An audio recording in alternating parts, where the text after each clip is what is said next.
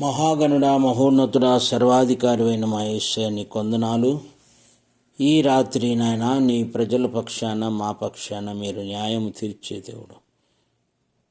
బలహీనతలో ఉన్న వారిని బలపరచండి, కృంగిన బిడ్డను లేవనెత్తండి, హాస్పిటల్లో అస్వస్థగా ఉన్న వారిని స్వస్థపరచండి.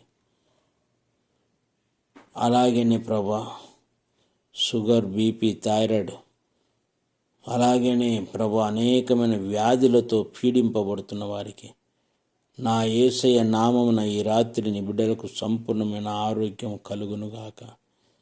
మీ రెక్కల చాటున నీ ప్రజలకు సంపూర్ణమైన ఆరోగ్యవంతులుగా ఉందురుగాక అని ప్రార్థిస్తున్నాం. మరి ఈ రాత్రి నీ బిడ్డలను దర్శించండి, అభిషేకించండి, మహిమతో నింపమని ప్రార్థిస్తున్నాం.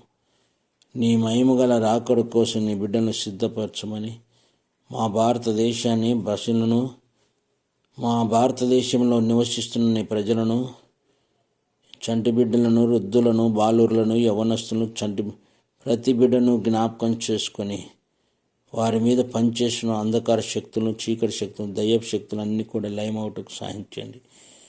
ఈ రాత్రి ఎవరైతే కన్నీరు కారుస్తున్న వారందరికీ యేసయ్య నామమున విడుదల కలుగుటకు సాధించమని యేసు నామమున అడుగుచున్నాం తండ్రి. ఆమేన్.